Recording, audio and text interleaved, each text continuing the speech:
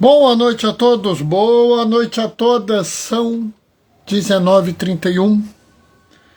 Vamos ouvir o clamor da terra e o clamor dos pobres. E aí, pessoal, tudo bem com vocês? Eu tô aqui na correria desenfreada. Hoje foi um dia muito complicado, porque eu fiz uma série de coisas. Eu estive de manhã na Comissão de Ética do Ministério da Saúde, no terceiro seminário. Oi, Terezinha, boa noite, paz e bem. Da Comissão de Ética do Ministério da Saúde, onde a gente abordou a questão do racismo religioso, né? Depois, eu ia vir para cá para trabalhar, fechar umas coisinhas. Mas eu fui chamado a exercer meu papel de diácono, né? Porque eu fui batizar uma criança, né?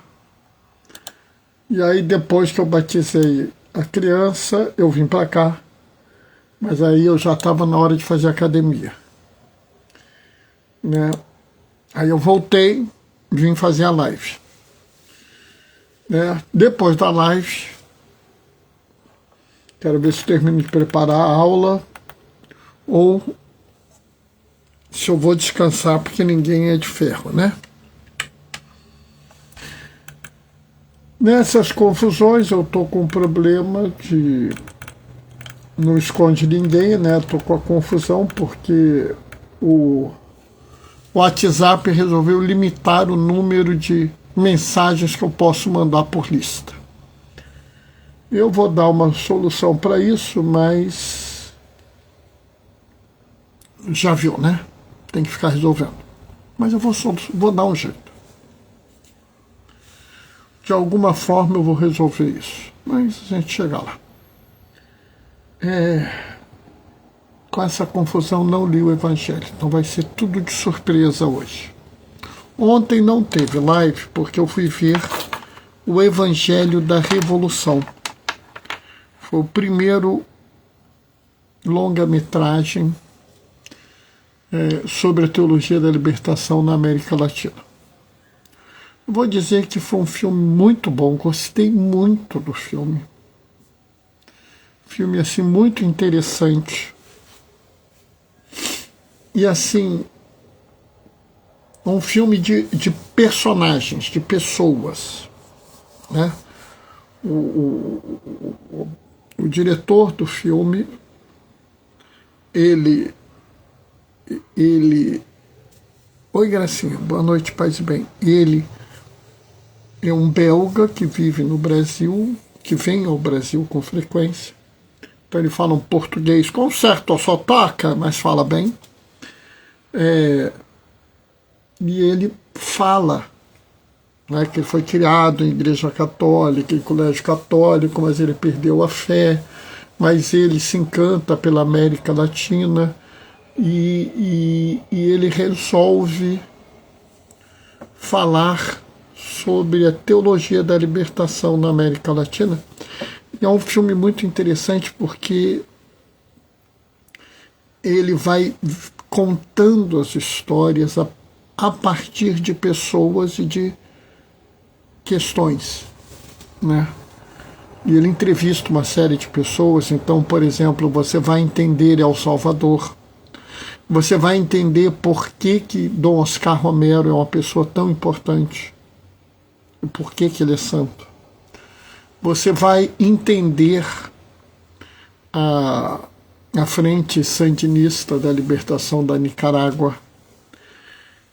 Vai entender que Ortega de hoje não é o Ortega de ontem, que o governo que está lá hoje não representa o governo de ontem. Você pode entender a história do padre cardeal, você vai poder conhecer sobre o Chiapas e o povo zapatista, a revolta zapatista, né? Acho que valia a pena. Se você tiver a oportunidade de ver esse filme, O Evangelho da Revolução, veja. Tá? Mas está na hora. Vamos ler o Evangelho. O Senhor esteja convosco. Ele está no meio de nós. Proclamação do Evangelho de Jesus Cristo segundo Lucas.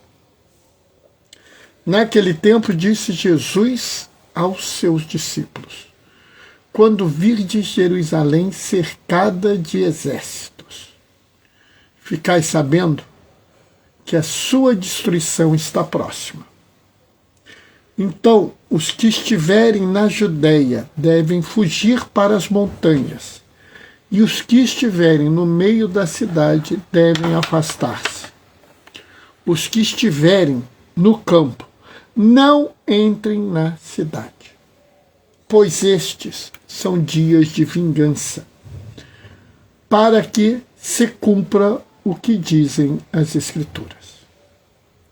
Infelizes das mulheres grávidas e daquelas que estiverem amamentando naqueles dias, pois haverá uma grande calamidade na terra e ira contra este povo. Serão mortos pela espada e levados presos para todas as nações. Jerusalém será pisada pelos infiéis, até que o tempo dos pagãos se complete. Haverá sinais no sol, na lua e nas estrelas. Na terra, as nações ficarão angustiadas, com o pavor do barulho do mar e das ondas. Os homens vão desmaiar de medo, só em pensar no que vai acontecer ao mundo, porque as forças do céu serão abaladas. Então eles verão o Filho do Homem vindo numa nuvem com grande poder e glória. Quando essas coisas começarem a acontecer, levantai-vos e erguei as cabeças, porque a vossa libertação está próxima. Palavra da salvação. Enquanto eu estava lendo, o Marcelo entrou. Oi, Marcelo. Boa noite, paz e bem.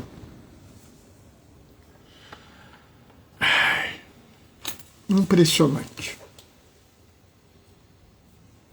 Impressionante. Sabe, às vezes a gente é interpelado pelo Evangelho.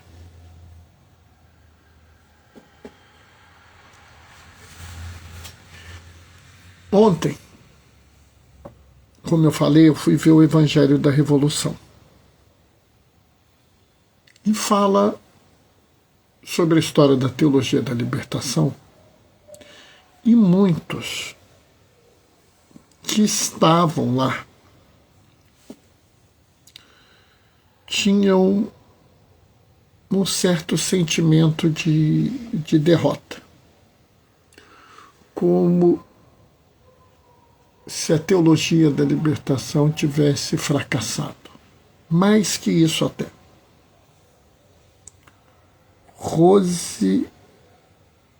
Acho que é Rose Leitão, boa noite, paz e bem. Mais que isso até, que as lutas de libertação da América Latina tivessem acabado, tivessem todas fracassado. E eu, assim, me senti meio incomodado, porque eu não sei se eu sou um homem daquela esperança teimosa, se eu sou sonhador demais, mas eu achava que o pessoal estava exagerando.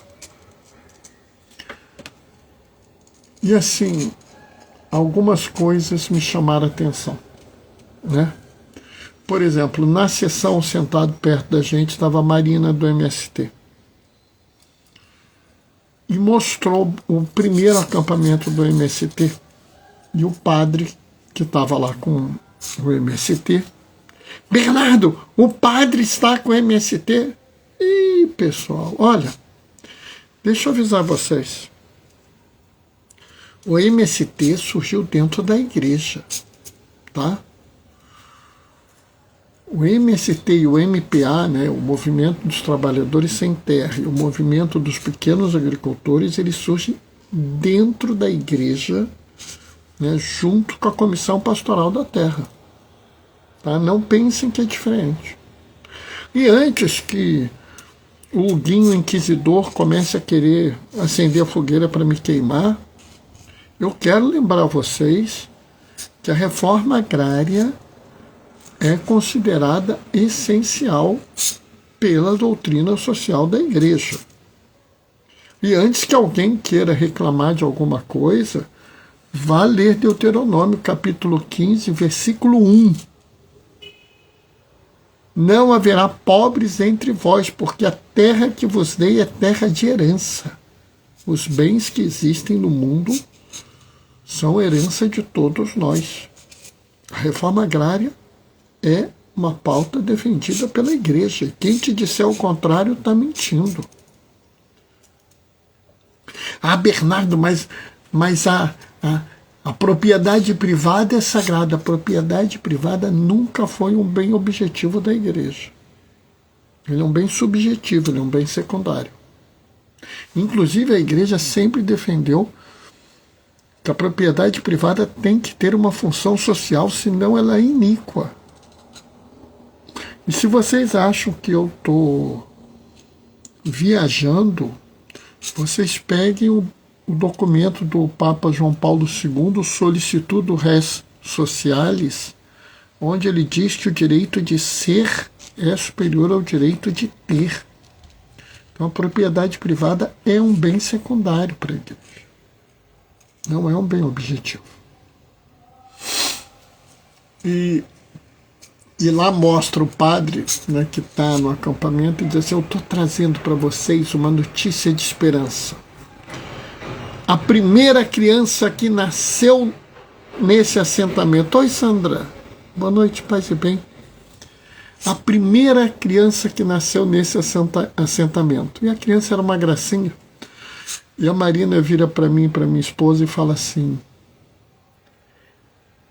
ele está no acampamento, no assentamento até hoje, ele é médico. Sabe? Que coisa bonita. Né? Ele está no assentamento até hoje, ele é médico. Aquela criança que está no filme. E aqui, eu quero dizer o seguinte, que a gente não pode se enganar. Eu me lembro a primeira vez que eu li esse evangelho, eu era adolescente, eu comecei a ler, e aquilo foi me dando uma angústia. Porque a gente sabe que Jerusalém foi destruída, foi atacada e destruída. Mais de uma vez.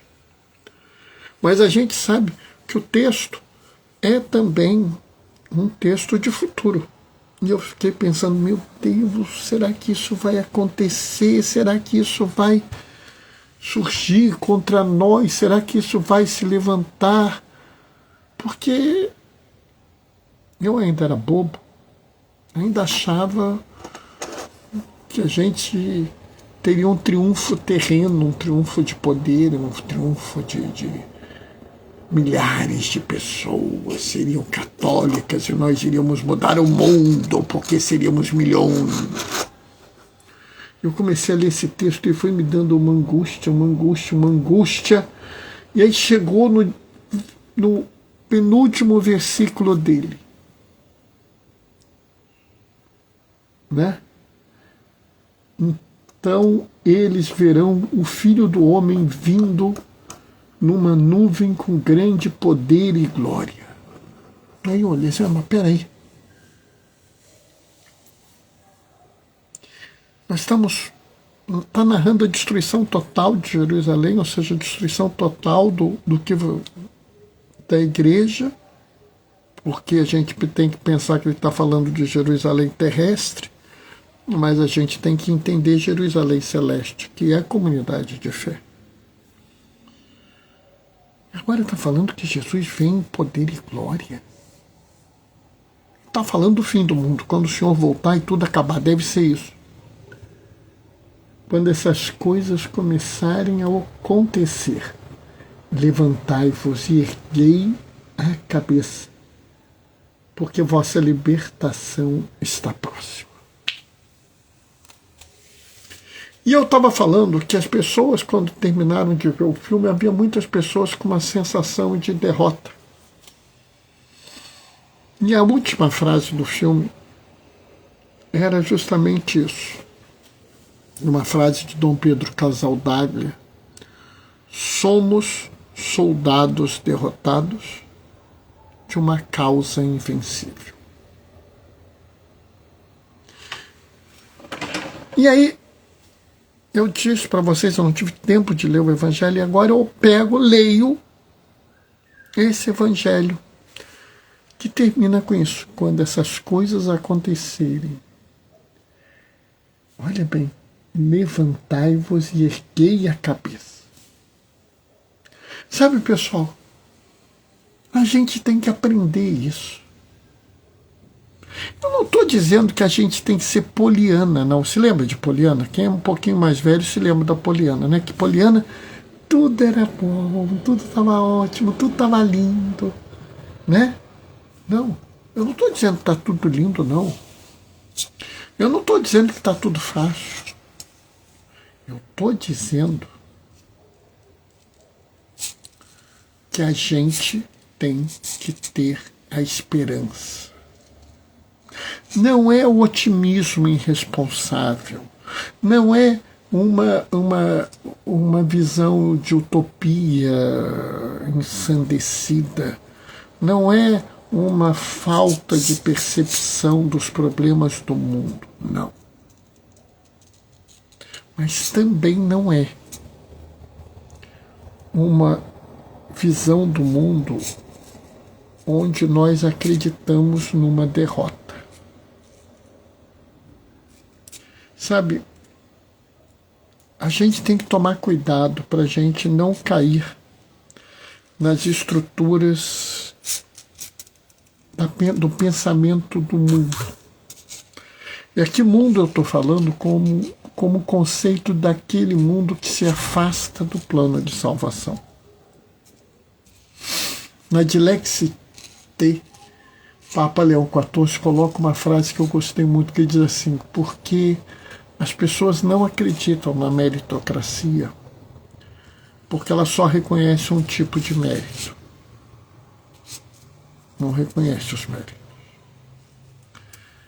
A gente tem que entender que nós estamos agindo no mundo não é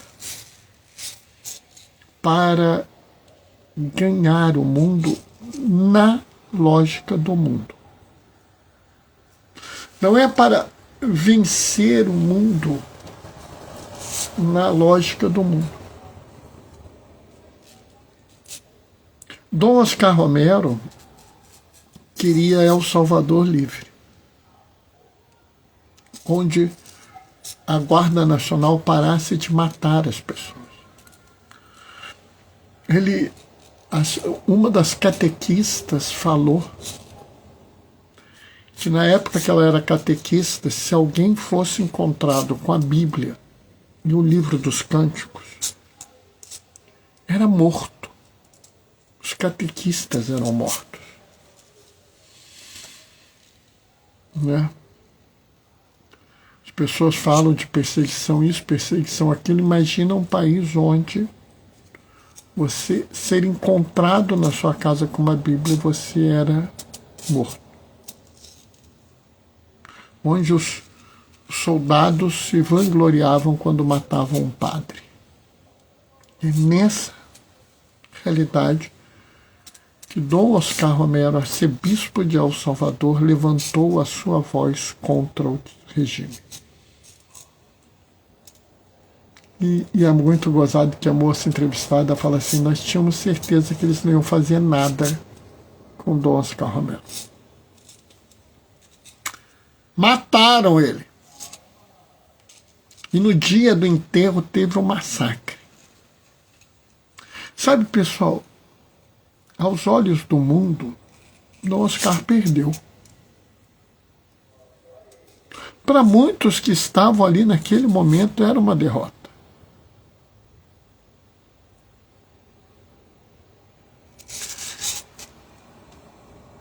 O subcomandante Marcos do Exército Zapatista morreu e não conseguiu uma Chiapa livre, uma Chiapa onde as pessoas, as tribos indígenas eram respeitadas.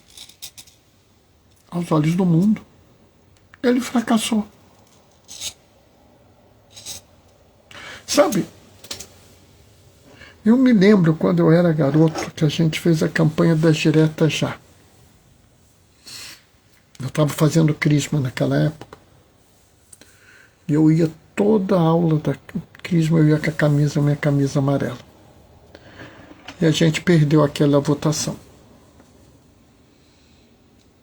Os deputados não aprovaram a emenda. No dia seguinte, eu fui com a camisa amarela para a aula de crisma. E um colega meu reagiu de uma forma violenta. Ele era filho de militares. Você não entendeu, não? Vocês perderam. Vocês foram derrotados. Não vai ter diretas. E eu virei e falei assim para ele: vai ter eleição direta. Vai ter. E eu digo mais para você. No dia que a gente votar para presidente, tenho certeza que eu vou votar com meu pai e minha mãe. A minha dúvida é se não sei se a minha irmã vai votar comigo ou não. Porque a minha irmã era mais nova que eu. Como a profecia se cumpriu. Aí as pessoas vão dizer: pô, Bernardo, você conseguiu. Não. Porque para mim, o voto era só um ponto. Nós precisamos trazer o reino dos céus à terra. O meu desafio não é só votar para presidente. O meu desafio é para uma sociedade justa. Justa e fraterna. Onde todos tenham terra, teto e trabalho. Onde a educação seja de qualidade e a saúde também. Onde todos tenham direito e opção de cultura, esporte e lazer. Onde eles tenham comida decente, transporte decente. Bernardo, você não vai conseguir isso. Minha causa é invencível. Nós vamos conseguir isso. Eu posso não assistir, mas eu tenho a esperança. A esperança teimosa. A esperança de uma certeza que vai além. Eu não posso explicar para vocês como nós vamos conseguir isso, mas nós vamos. Eu tenho certeza que nós vamos por causa desse evangelho. Nós iremos seguir em frente lutando, acolhendo cada homem, mulher e criança. Hoje, eu dei um jeito, fui lá batizar um bebê. Sábado que vem, eu vou batizar uma mulher adulta. No outro sábado, um grupo de crianças. A cada uma dessas pessoas, eu falarei da mensagem de Jesus. Eu continuarei no mundo falando de um reino de justiça e de paz, de perdão e de misericórdia, de amor e de acolhimento. Um mundo sem opressão, sem senhores e sem amos, onde as pessoas sejam reconhecidas por serem pessoas. Nós iremos continuar buscando esse mundo. Seremos cercados por exércitos? Sim, seremos. Seremos derrubados e destruídos várias vezes. Os nossos opositores pisarão sobre nós? Sim. Nós seremos derrotados. Tô nem aí. Como dizia Dom Oscar Romero, se numa sociedade injusta a igreja não é perseguida, é porque ela concorda com a injustiça. Eu não concordo com a injustiça. E eu continuarei. Bernardo, mas você não vai conseguir ver o futuro? Não, eu não verei o futuro perfeito. Eu não chegarei a esse mundo utópico. A gente vai chegar lá algum dia. Mas a gente não está preocupado com isso. Naquele dia nós nos ergueremos, nós nos levantaremos, nós ressuscitaremos. Dom Oscar Romero disse: se me matarem, eu estarei vivo no meio do povo. E sabe, era muito interessante porque até hoje você vê imagens de Dom Oscar Romero. Quando o Papa Leão XIV foi eleito, mostraram algumas fotos dele para, assim, no gabinete dele e tal, e eu olhei assim, era muito gozado, né? Porque muitos viraram e olharam e falaram assim: olha lá, a imagem de São Francisco. E eu vi a imagem de São Francisco, mas do outro lado tinha do Oscar Romero. Ele vive até hoje. E é gozado que o povo lá canta assim, alguma coisa, lá, do Oscar Romero Pastor. Porque o pastor é quem apacenta as ovelhas, é quem cuida das ovelhas, é quem protege as ovelhas. É aquele que se coloca entre as ovelhas e o lobo assassino. É aquele que abandona as ovelhas sãs para cuidar de uma doente. Sabe, eu hoje vejo esse evangelho como um evangelho de esperança. Um evangelho que diz: a sua luta não é em vão. A sua luta não está esquecida por mim. Eu, o seu Deus, estou do seu lado, junto com você. E mesmo que tudo pareça destruído, mesmo que tudo tenha dado errado, mesmo que você não tenha conseguido nada, saiba, se erga, levante a sua cabeça. A libertação está próxima. A libertação do ódio, da guerra, da fome, da miséria.